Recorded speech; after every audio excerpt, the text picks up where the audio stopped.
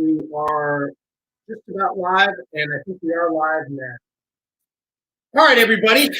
Thank you in Instagram world and in the Facebook world for watching. Today is going to be a good show. We are going to be talking about tenant selection. This is something that everybody is afraid to do, but they know that this is one of the most vital things you have to do. And so my very good friend, Jason Wagoneer. Jason, thanks for being here today, man. I appreciate it. Love it every time. So, Jason and I have known each other for how many years there?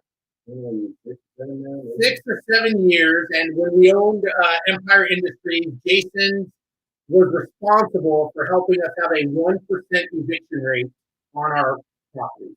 So we managed up towards about 1,000 properties.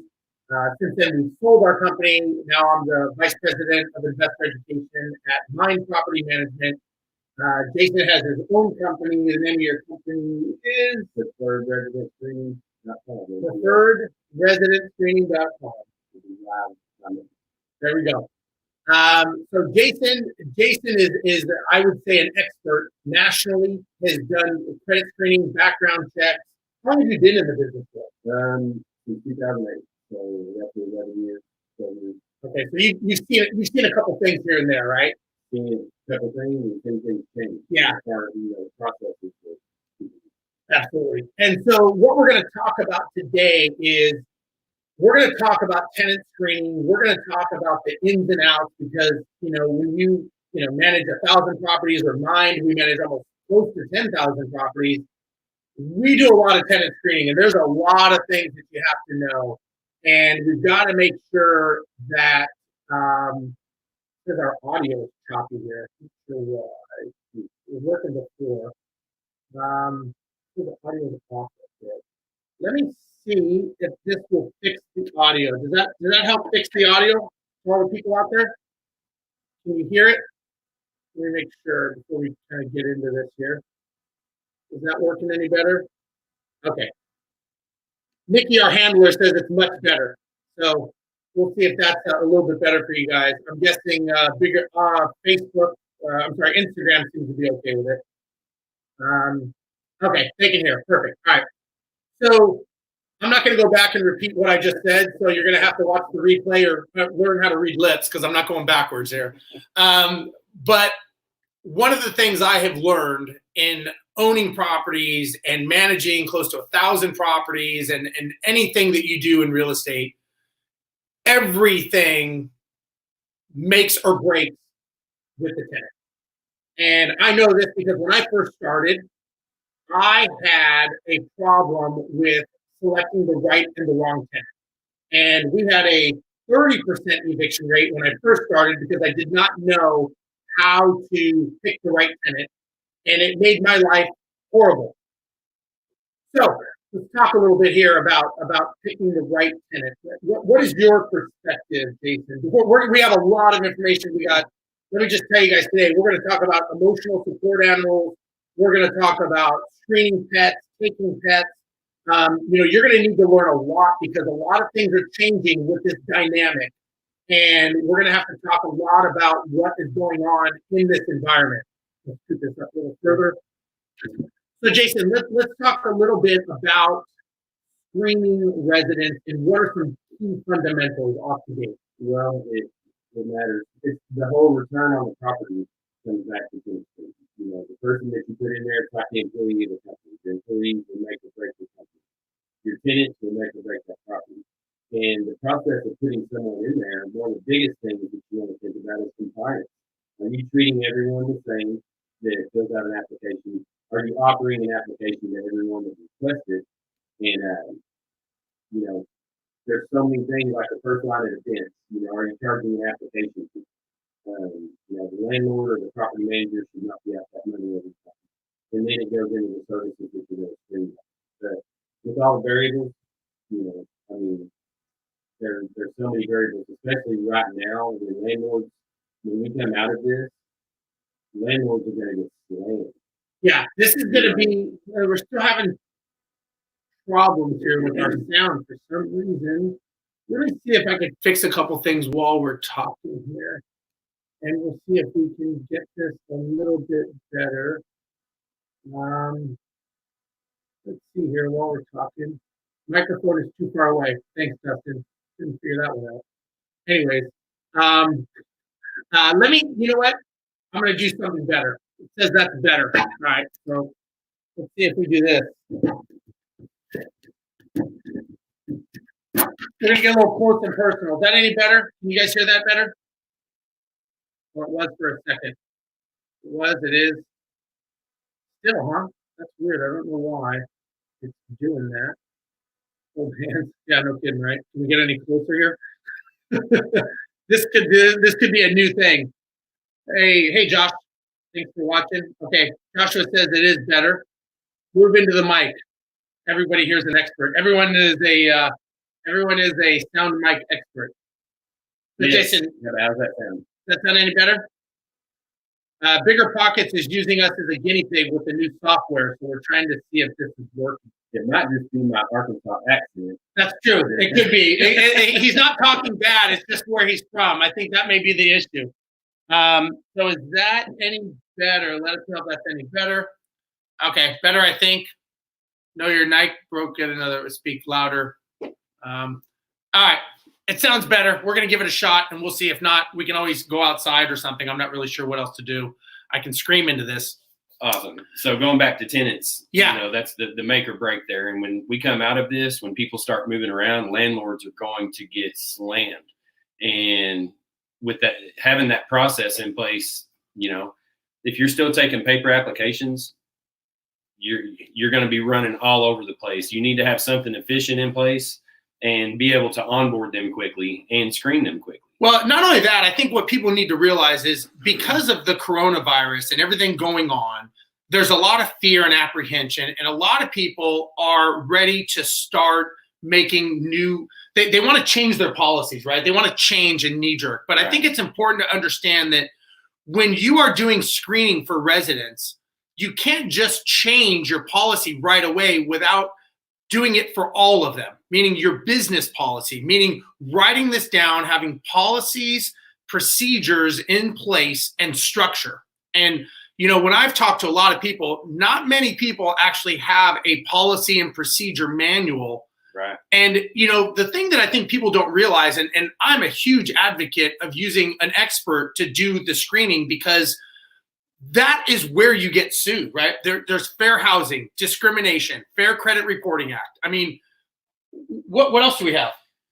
HUD. I mean, the list goes on and on. There are so many people watching you, the landlord, and the landlord is the one that has no idea what the rules are. So right now, right, we're about to, there is a moratorium, right, on basically being able to evict your resident and all that stuff. Yes. But that once those floodgates open and people lose their jobs and that 3-month window, you know, goes, that is when you're going to see a huge change of everything, right? Would you agree? 100%. So I guess let's just start with, how do you set, for people that are watching this that want to know, what is the way to set up a policy and procedure? How do you even start this process? Well, now's a good time to start it. While you're down, while it's kind of slow, get these changes in the compliance and all those things in place. But what we're going to see coming out of this, you know, most landlords will call the employer. They'll look at pay stubs, all these different things to verify the income. Right. And what we're going to see changing now are landlords that are going to be really looking for bank information. You know, you're going to need to see what's coming in, because you could be talking to Uncle Johnny, you could be talking to a best friend, somebody that does actually work there, but they're going to answer the phone and troubleshoot you. Yeah, I mean, somebody could say, I mean, and they could legally, if you looked at their W-2 or their paycheck stub, they could say, I have a job. And legally they do. Now, they may be getting furloughed in the next week or 2 weeks where they know it's coming. And, you know, I'll give you an example. I have, microphone again, huh? I'm not sure. I'm going to blame it on Bigger Pockets because I think it's them. I'll tell them. Oh, wait, here we go. Sean, I'm going to stop this for a second. My tenant just contacted me yesterday. They can't pay next month. He is a contractor, so he asked if he wanted to do some work at the house in lieu of rent. I'll tell you what, Sean, I am a huge proponent in not doing that because, in my opinion, that is a very, very slippery slope because it's very hard to define. Now you've set a precedent and you basically are altering the lease agreement because a lot of times the leases state that you basically cannot do that. And now, the rent is X dollars. Now, if you want to hire that person as a contractor and they pay rent and then you pay them back, that's one thing. But when you start mixing, that I think is a problem because next thing you know, all of a sudden, all these things start breaking in the house. And now when things start breaking in the house, they're like, oh, I fixed this and I fixed that. And now rent free. Now you owe me money. And all of a sudden, all these problems happen because you kind of go out of your norm and the pendulum starts swinging and starts swinging. And then on top of that, if you have multiple properties, you get another resident that says, hey, I'm an interior decorator. I want that deal.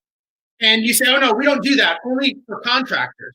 And then what happens is when that happens, they go, wait a second, you're discriminating against me because I'm a woman and that's a man, and I'm suing you now. Right? So and I know that's kind of far-fetched, but that is the slippery slope that happens. And let's just, all of this starts and stops by picking the right tenant and making sure that you have the right tenant there. And what happens too if he says, I did that work and that was supposed to cover my rent for 3 months. Yeah, exactly. Exactly. No. The other thing that's going to happen right now, it's probably happening as we speak, or tenants trying to offer, hey, let me pay $100 on the rent. I'll pay you the rest after the 15th or after the 20th, and try to do the half rent scam. They'll be in there all month, but you're not going to get the rest of your money, especially if they know they're on the way out anyway. And the problem with that is you set a precedent of basically you're unless you have I think the only caveat to that is you've got to put an addendum to the lease agreement that you are altering the payment structure of the lease agreement. So, if you're going to have a lot of residents that you're going to have negotiations with, right? Because that's the situation we're in. And if you have to get rid of that resident or you've got to figure out a plan, obviously you're going to want to figure out a plan if possible. But if you figure out a plan, I would write it up and make an addendum to what you're doing and make sure that addendum is part of the lease agreement. Would you agree? Because now you've got written paper and it's not just theory. Can you add an addendum? Absolutely. You can add an addendum to anything you want. You can write it on a piece of napkin and make it an addendum and both parties sign it. I'm not an attorney, I'm not acting as an attorney, but I'm just saying you can add an addendum. Absolutely. I would make sure, and Jacqueline has a good point, make sure that person has insurance. That's another huge problem. This guy starts doing electrical work in your property, and next thing you know, you get an electrical fire, and the insurance company is going to say, who worked on the electrical box? Well, my resident. Well, is your resident licensed? Like, are you letting unlicensed people do work in your property? And if that's the case, they could disqualify the claim and not pay it out. So sometimes by trying to do the right thing in your mind, you're actually making the situation worse by doing that. I mean, do you agree? Yeah. So that goes back to having your policy in your process. Man. And when you start deviating from that policy and process, things can happen. And here's the thing, when it comes to picking the right resident and putting that resident in, they know when rent is due. And they know what is going to happen if they don't pay the rent. What they're wondering is, are you going to actually invoke the lease agreement and are you going to enforce it? Or are you going to be the soft one? And the thing that happens, if I go to the gas station and try to put gas in my car, and I go, hey, I'll pay you on Thursday because I don't have any money right now, but I really need gas, the gas pump is going to be like, not pumping. But if you go to the landlord and go, hey, I don't have the money today, but I'll have it on Friday, the landlord's going to go, okay, you know what, just have it on Friday. And they bent, like they gave in. So you've got to make sure that whatever you're doing, you've got to have policies and procedures.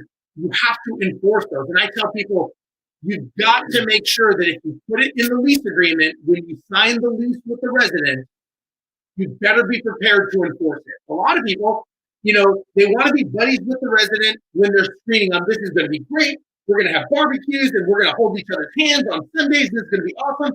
And then as soon as they don't do what they say they're going to do, then they become the hard ass. I think it's the other way around. And think about this, the amount of stories that landlords are going to hear coming out. Oh my God. And that's the thing about it.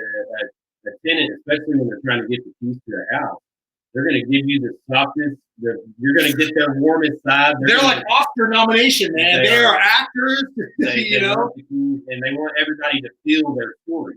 Yep. And I'm as compassionate as the next guy, but when it comes to a business, I understand your story. Somebody mentioned that gas and shelter are totally different. The common ground there is that if you know something has to be paid, pay it. But if somebody knows they could have leniency, if people knew they could have leniency and go up there and say, Mr. Gas Attendant, yeah, I'll be back in 30 minutes. Can I please put $10 in my tank? Yeah, exactly. I don't know any that are going to say, yeah, go ahead. That'll work. Yeah, exactly. As you're getting on the highway to go, you know. It's due. But the thing about it, like we go back to selecting that tenant, looking at their patterns, you know, the credit score, and this goes into the HUD guidelines. When you get flooded with all these are things you're going to need to look at. The HUD guidelines don't want you looking at a credit score and saying, yeah, I'll approve everybody above 650 and deny everybody below 600. Let's talk about the HUD, because Jason does this for a living. Like I said, at our company, when we had Empire Industries, we had a 1% eviction rate, right? We had 1,000 properties. We were screening tons of residents. This guy knows what he's talking about when it comes to screening residents and what you look for, and helped us. I used to say we would evict 95% of our tenants. We just evicted them before we actually took them into the property. So it's better to evict them before you take them than once they're in your property, because now you took someone else's problem and now they are your problem. And that is the last thing that you want. So let's talk about the HUD guidelines. Well, it goes really around credit and credit. So with credit, you don't just want to solely look at the credit score and make your decision off of that, because you may be pushing somebody out that's a great tenant, or you may be putting somebody in that has a 700 credit score and you didn't look at anything else. Yep. And they lost their job. Yeah. You know, you just approved them and thought they were great. Well, sometimes the lower ones you can look, and is that credit score 650 because they haven't been paying their bills and it was previously above 700, or is it 650 because it used to be 480? And now they paid everything on time, and for the last year and a half, they haven't missed a payment on anything. They're truly trying to build that back up. Right. It's that you're really, I mean, in essence, you're looking at the character of the person. That's really what you're looking at when you think about it. It's the character of the person that's running the property. Is this person going to treat my investment property correct?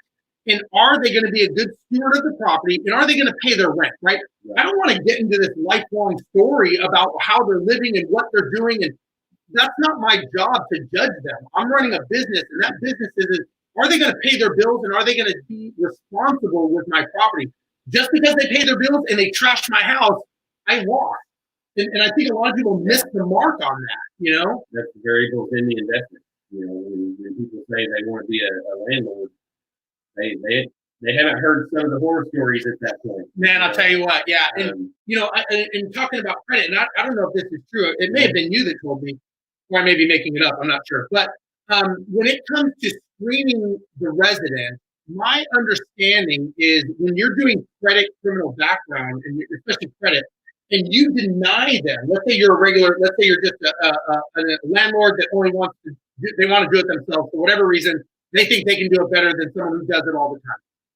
And you do it on credit, and you say, I only take 650 and below, or above, right? And somebody has a 649, and by technically, you have to deny them. But don't you have to send them fair credit, like documentation? Yeah, the adverse action rate. That's the most important part of the process. But the thing about it is per your policy, you have to deny that. If that's the way your policy is written up, right, I would change that, you know, to reflect that you do try to place people not just based on the credit score. It can be a contributing factor, but not the determination. Is that right? Right. But that person could go file a complaint against the company, and now you're going to have a whole other set of penalties. Yeah. And the thing is if you own 1 or 2 or 3 properties or 5 properties, and now you're in some litigation with a lawyer, and the lawyer says, well, let me see your policies and procedures of how you screen residents, and you say, I don't have one, now you just have a bigger problem that just opened up. Definitely. And, you know, some lawsuits, if they win, it could turn to class action really quick if somebody is not in compliance that way. Looks like they're making some questions. Yeah, we got a couple coming in. questions here. I want to talk about emotional support animals also while we're on the subject. But here we go. Let's go back a little bit. LA Kits. Our tenant will be leaving our rental house at the end of May, and we're considering waiting to re-rent it and take a loss until the no eviction is done. The governor here in Minnesota has a no eviction policy going on and has not placed an end of date on it. I understand there's a real crisis, but I'm concerned that this could be abused. I own 6 condos, I rent them out, and they're paid for.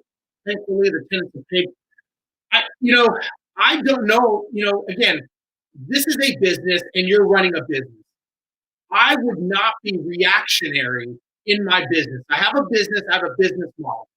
What I would do instead is I would double down my efforts on screening my residents to make sure that I'm putting in the right one. Meaning, you may want to, a couple things you could do, and I'll ask the pro here, but I would say, I would not only call the owner, but I would want to see maybe, do they have deposits coming into their bank account?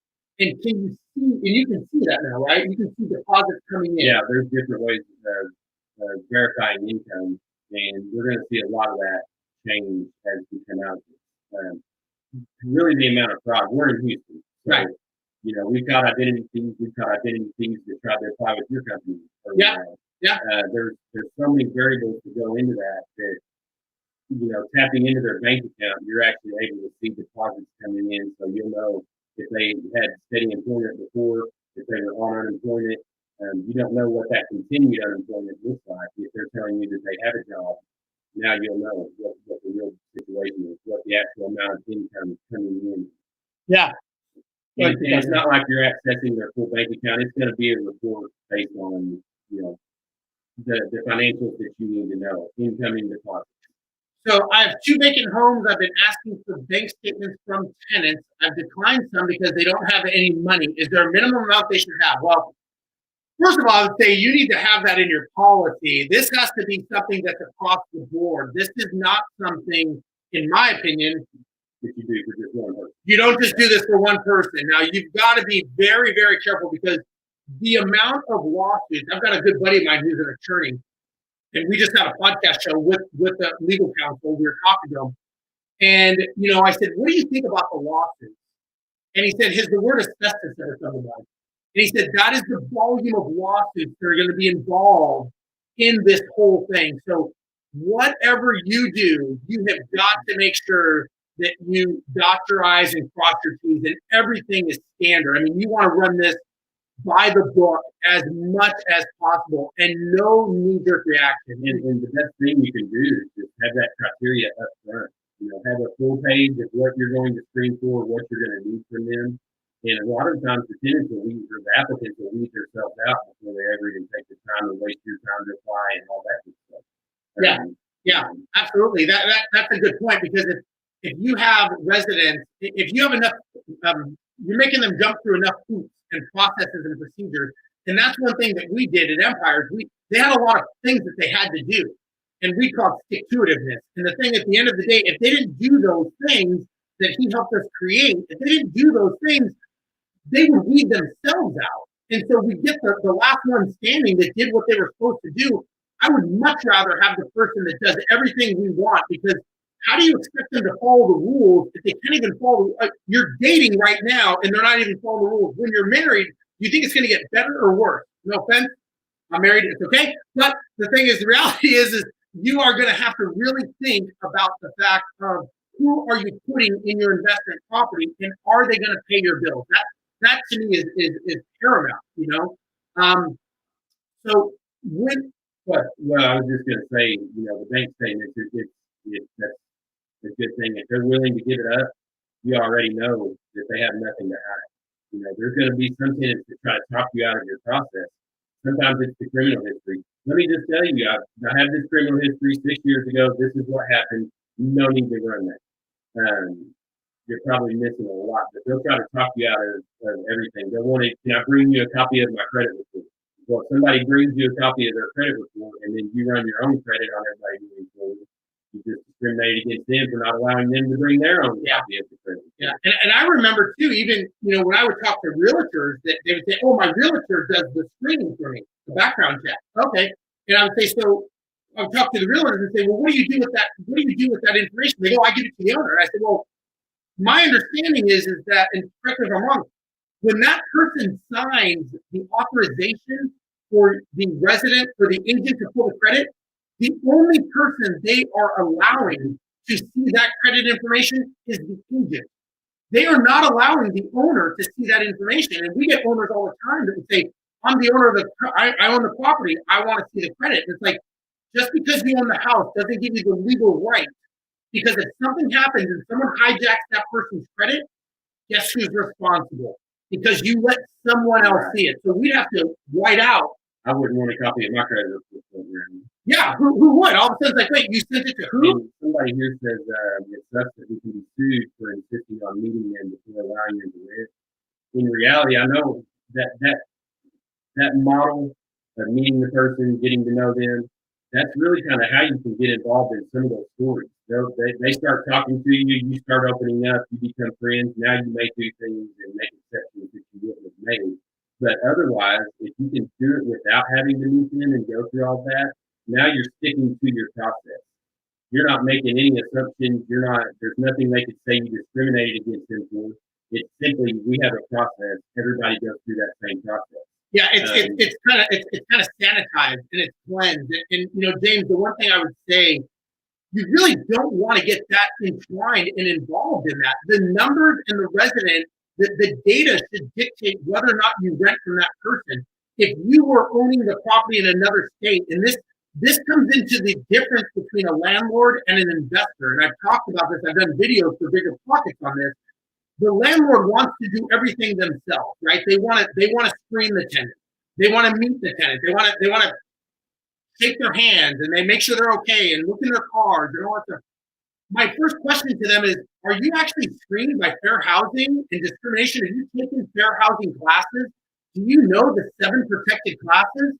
Are you certified to do this? Because if you're not, why do you think that you're the best person? Because you had $20,000 to put down on a house and you own 4 walls and a roof? The 4 walls and a roof does not make you successful.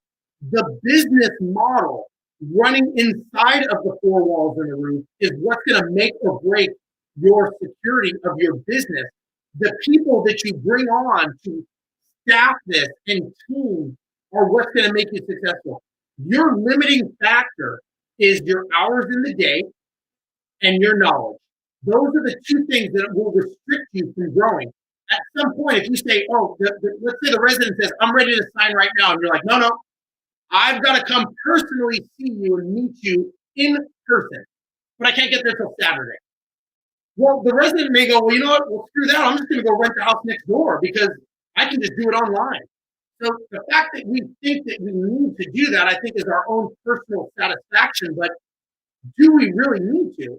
Some of it's ego. Some of it we think we know better because of our gut. But if you're running a business and you think of it as a business, which is a profitable enterprise that runs without you, that is by systems and people. How many backgrounds did we deal with you? We have 150. So we were doing about 150 screenings a month through his company. Do you think that we would go and actually want to meet each one of those people? It's not scalable. At some point, you have to ask yourself, what is the best use of my time? And am I really the best person to be asking those questions? Should I even be asking those questions? Could I be saying something that could get me sued? And the next thing I want to talk about is emotional support animals, because that is something that is huge, right? Because what if they're professional tenants or scam artists?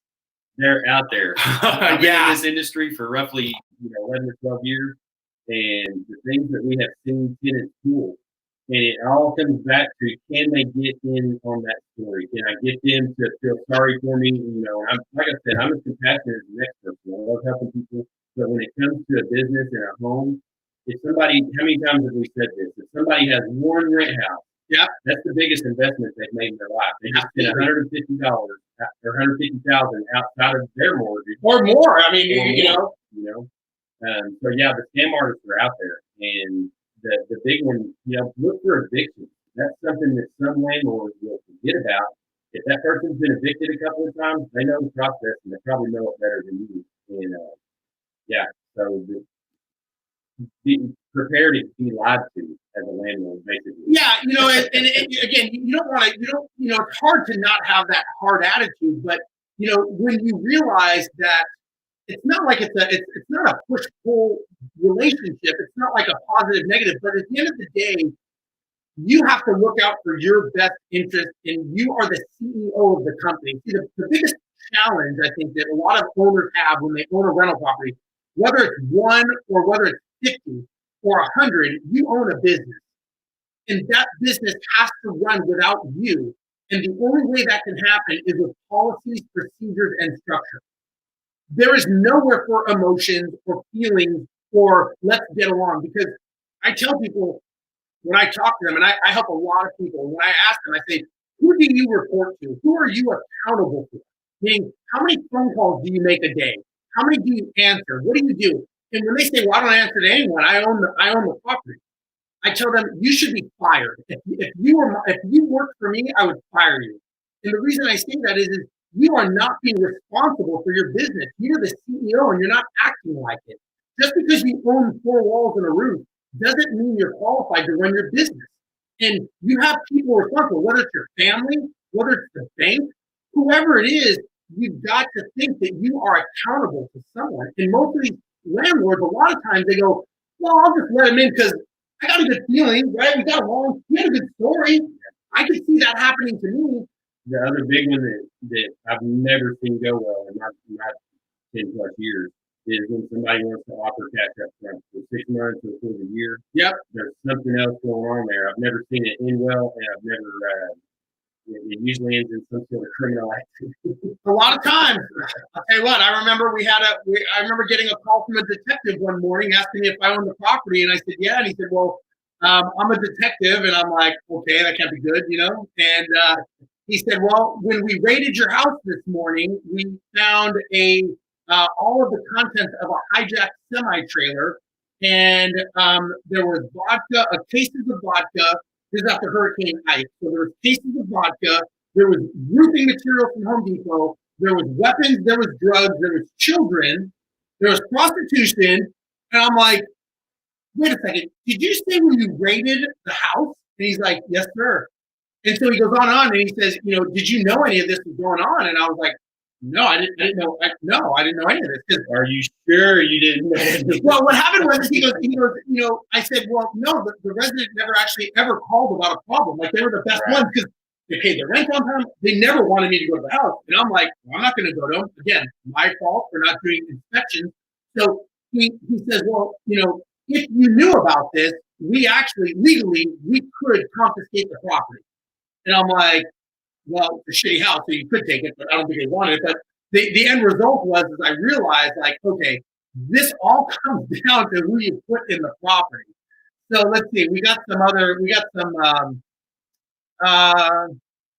great content. Thanks, Austin. I'm accepting most of Section 8 tenants only now until the coronavirus is over. And I don't think there's anything wrong with doing that, but I would say just make sure that your business model is set up that way.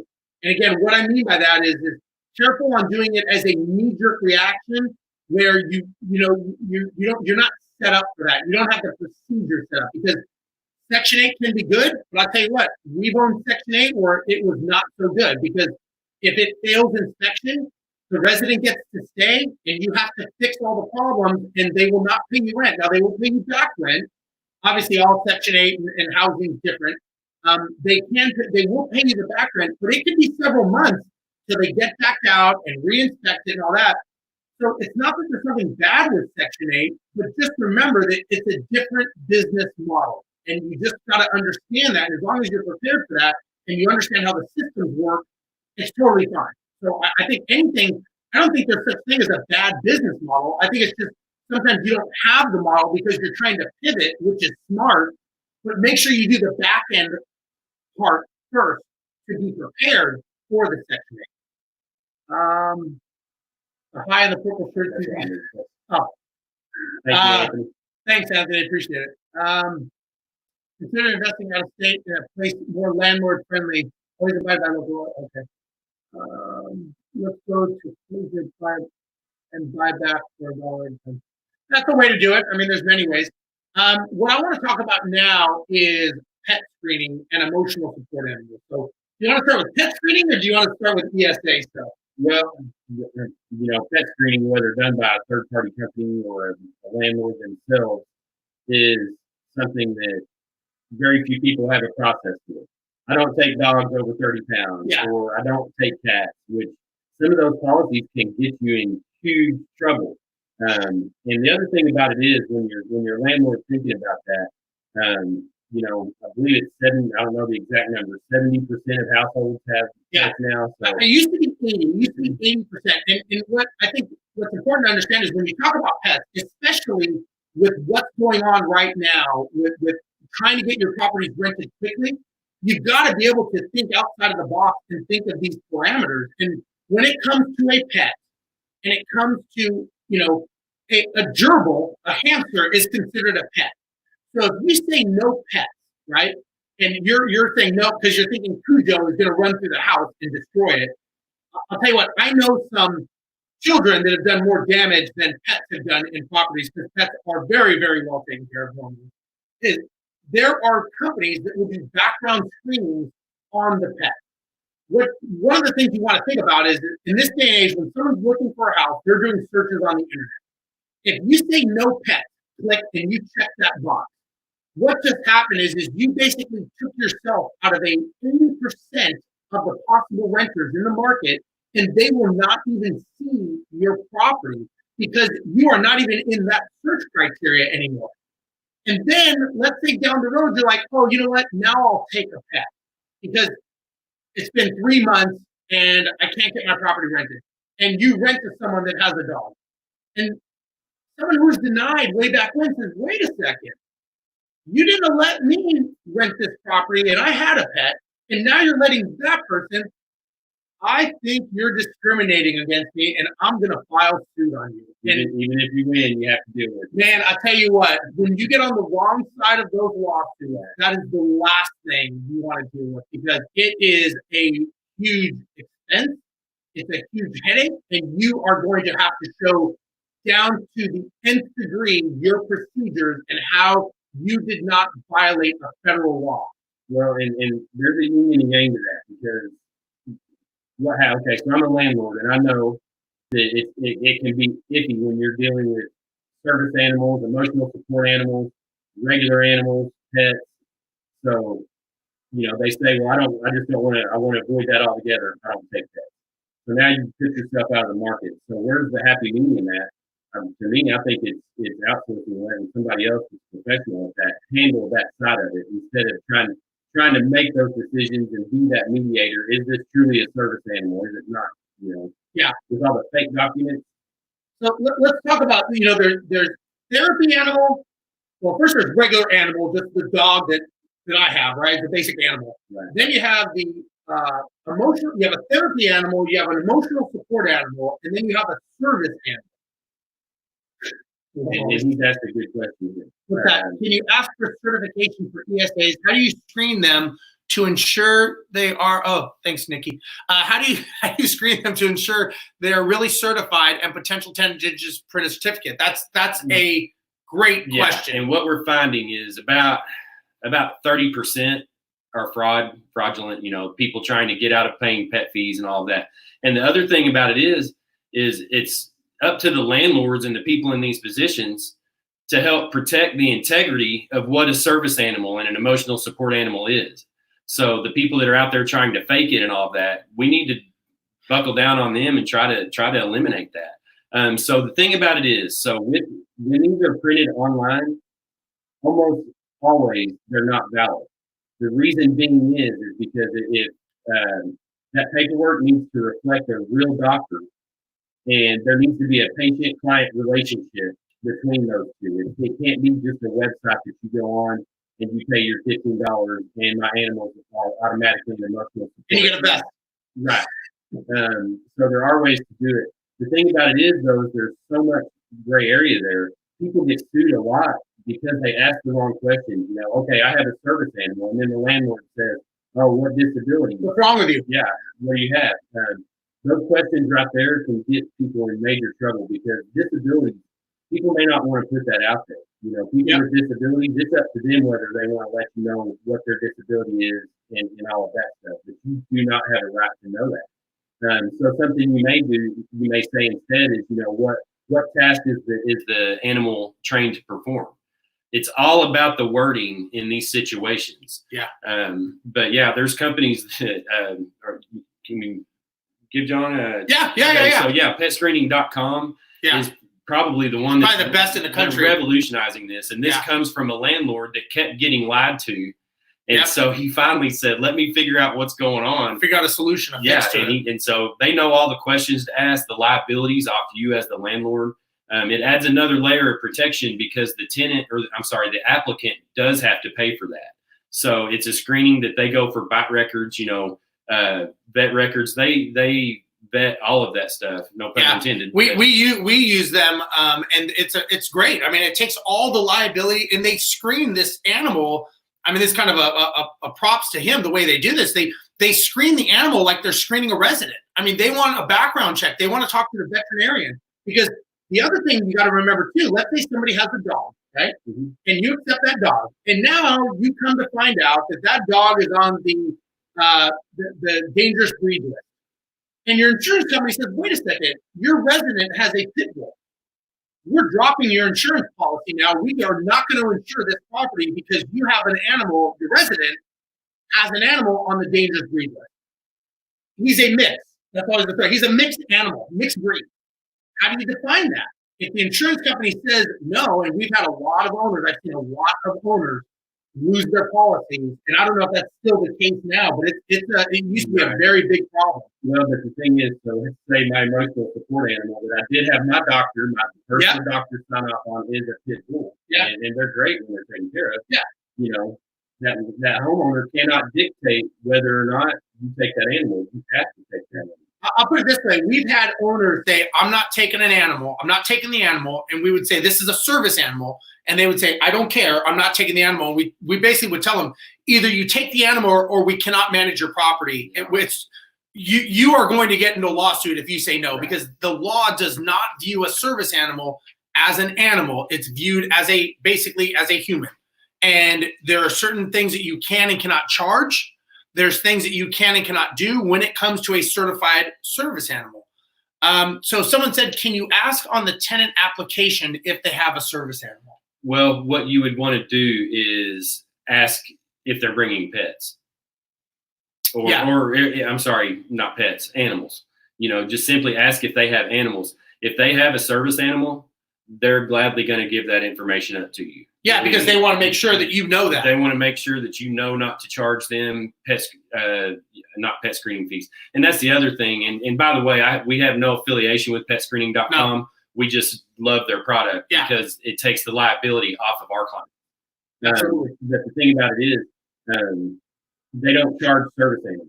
Only normal pets are going to be charged. Service animals and emotional support animals. You as a landlord, doesn't matter what you're doing, you cannot charge them pet and animal fees. Yeah, do not do that. So they're gladly going to give that up to you. Because if they don't, they're going to have to pay pet fees. So I wouldn't bring any attention to it, because if you say on your application, do you have a service animal? Everybody that your application. Absolutely. Now you just open up a can of worms. How do you define whether it is or not? But I will now. And that's, you got to be careful. That's why I'm a huge advocate. And again, this goes back to being a landlord or being an investor. And this is where you are as a landlord when you want to do everything yourself. You get pushed up against the wall of how much knowledge you have. And something as simple as asking a question that you don't know, and that turns into a huge litigative lawsuit because you just asked the wrong question, because you were trying to, maybe it was a good question in your mind, but it's the wrong question because you don't know. And when it comes to fair housing and discrimination, 50% of all actions filed are for disability. And what people don't realize is PTSD, mental illness, alcoholism, these are all considered disabilities in the eyes of the law. So if somebody says, I have a drinking problem, and you say, I'm not renting to you, I would be very careful that, the next words of what you say, because that could be somebody that, and there's organizations out there that are making sure that you are abiding by the law. And so you need to be very careful when you get thrown these things that you don't know the knowledge on. Something else that a lot of people don't realize with service animals, a true service animal, we've had people try to pass off ferrets and everything else as a service animal. It can only be a dog or a small miniature horse. Now, is that Texas or is that national? I'm pretty sure that's national. As far as an actual trained service animal, service dogs and miniature horses are in that class too. Now, emotional support animals, things of that nature, can be virtually anything. It can be a bird. If that bird is what you need to cope with anxiety or whatever the case may be, whatever the disability is. But as far as a true trained service animal, there are guidelines on that service animal. So when somebody tells you they have a service animal, they probably have $20,000 invested in that dog, that horse, to do a specific task to help that person in their quality of life. So it's going to be a big deal. They're going to have paperwork to back it up. But that's the thing about it, is so much fake paperwork nowadays. It makes it really hard for a landlord to know what's real and what's not. I wouldn't want to be the person vetting that out. I wouldn't either. That's why it's easier to hire it out to a company. Let them make the decision. Correct. They have the liability. Correct, Jacqueline. Emotional support animals can be literally anything. Yeah, and that's what you got to remember. And I would let me ask you this: what would somebody, if let's say somebody is willing to think of getting an animal, but they want to make sure, how would they word it on the application to like case by case basis? Like, what would you say to cover all bases? Well, that would be in the policy, and I know a lot of landlords and property managers now are taking that off their criteria. And somebody asked up there, can we go through a step by step of the criteria? We will in just a second. I'll lay out just some guidelines. But if there's certain breeds that you will not take, outside of service animals, of course, then you need to note that on your criteria up front. Otherwise, you can put on there that, you guys manage for how many different investors. If you have 1,000 units, there's hundreds of investors in that. Yeah. And so I think the way that it was worded was pets are looked at on a case-by-case basis. Please contact your agent to make sure that this property accepts pets. But I think even a lot of landlords now, especially in y'all position, you guys may have done this, will just tell the homeowners when they sign on with that property, here's how we're going to manage it. We will take pets. We'll do it the right way. Your property will be cared for, in the manner just like it was. But that way they have more control. You don't have to go to 100 different landlords and say, oh, by the way, they have a German Shepherd. Would you want to take this? Yeah. That can get time consuming for somebody that's doing a lot of volume. Yeah. So, okay, what would you say is good criteria for people regarding, when it comes to, we're having some problems with our sound again. Service animals are just one of the things we're covering today, Chris. Lots of different topics. Yeah. Where would we begin? So what, as far as criteria, what would you say? What's a good way to to me, it depends on the property. It depends on where you live. It depends on, the situation. So it's hard for me to tell you what your business model should be, because you may live somewhere where it's all farm area and there's different types of criteria, and there's different, there's a financial criteria you could have, which standard is about 3 times income, right? 3-to-1 ratio for rent to income. That's pretty standard. No felonies, no evictions. Now, I'll tell you, for example, thanks, Nikki. One of the things that you want to think about is every city, they have different laws. In Oakland, you cannot do a criminal background check on the resident. So something that I don't know why they enacted this law, but you can't do a background check on a resident. So, and it goes back to HUD, not wanting people to discriminate against criminal history. So they're trying to do their best to comply with that. And just before we move on to that, with the service animal, it is considered an occupant. So if there is damage done by that service animal, correct me if I'm wrong, but the security deposit you should be able to keep some of that to cover damages of normal occupancy. So with criminal history, it goes just like we talked about credit a moment ago. With credit, you want to look at the big picture. Same way with criminal history. The ones that are out there that are familiar with disparate impact understand that with minorities and different things, there's been uh, huge portion of our population affected with criminal history and things that they were arrested for that somebody else of a different color may not have necessarily been arrested for. So when you look at criminal history, what they're trying to do is make it so that everyone trying to make has it so everyone has an equal a fair opportunity chance at that. to get a place. Yeah. They apply, and especially in employment, this is really big too because you want somebody to be able to apply. If they're the best person for the job and you run that contingent at the end, then as long as they don't have any felonies or major things on there, they're going to most likely be accepted. A marijuana charge 7 years ago, somebody was 19 and now they're 26. Right. Isn't necessarily going to affect them the way it would have if you had 8 applicants, ran them all, and then kicked out all the ones with criminal history. So with HUD, that's what they want you to look at. What was the offense? How long ago was it's kind of like use your brain a little bit. Like use your head when you're thinking of these things. Try to place people and give people housing, give people an opportunity. And HUD drastically changed that. In the past, it was have a policy, don't differentiate from that policy. Yep. If you don't take felons, note that down. If you don't take this, note that down. Now it's kind of, look at the big picture. Like say, age of offense, type of offense, where the home is located, all of those kind of things. Yeah, and something else that I want to bring up that I think is important is a lot of people. I get a lot of owners that tell me they say I get all the applicants together and then I pick the best one. And I like at Empire, the way we used to do it is as soon as somebody matched our qualifications, they checked every single box that was needed. They got the place. We did not pick and choose based on we didn't group everyone together and say which one's the best one because that is where you will get into huge lawsuits, guaranteed, in my opinion. And you can do that as a landlord. There's the option to do that. The thing we run into are you just be ready to defend. Correct. Yeah. If you take 5 applications where people paid, in a couple of situations, it may be $100 for both of them. It may be $200 for 2 of them, or for a family to apply, and they go into a pool with 5 or 6 other applicants. Yeah. It makes it really tough. Now, you just want to note that up front. That goes back to the criteria. So when we're talking about that criteria, you want to start by giving them that up front. Here's what I'm going to screen by. What are we going to screen by?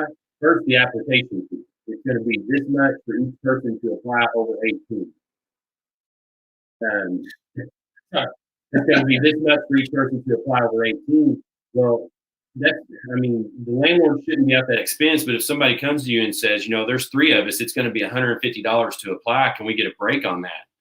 I'm sorry, I can't. Everybody goes through the same process, but what did you just weed out? Probably somebody that you're going to be chasing month to month, try to get the rent, a whole long story behind that. So you tell them application fee per person. We screen for credit. We screen for criminal. We screen for evictions.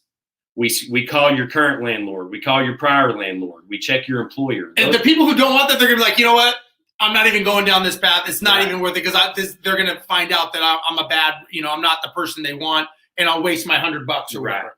Yeah. So, that's hopefully they go away, the bad ones, at that point when they see that this landlord isn't messing around.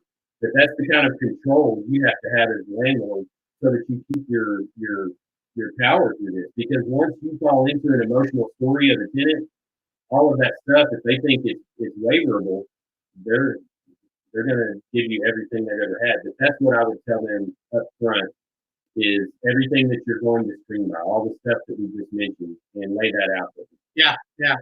So guys and ladies and gentlemen and everyone in between, thanks so much for watching. If you liked this, please do me a favor and give a thumbs up if you like the 2 bald-headed guys with beards. We both have beards now, man. Let's say, man, it was like it was. Yeah, we were motorcycle riding this weekend. You had a big scruffy one. Yeah. But if you like this, please make sure you like and comment. This is, we like Bigger Pockets to know that we're out here doing this. Jason and I, we're doing this for free because we want to educate, right? I'm a big proponent in giving back. I hope that you guys were able to get something from this today. This is why we're here. We're all in this together. We're all doing this. This obviously is a very scary time for people, and we're trying to put some stability here for everybody. And hopefully, like I said, hopefully you guys like this. You got something out of it. If you need us, you can reach us on Bigger Pockets or Facebook or Instagram, whatever. You can get a hold of us. And if you want to know more about some of these organizations, you can ask us or Bigger Pockets, and we can share it with you. But again, thank you guys so much for watching, and hopefully you guys got something out of it, and hopefully you'll carry it on and you won't get in trouble in the future by doing something we told you not to do. So everybody, thank you guys so much for watching. We really appreciate it. And thanks for Bigger Pockets to allow us to give this information. We'll see you guys next time. Bye-bye.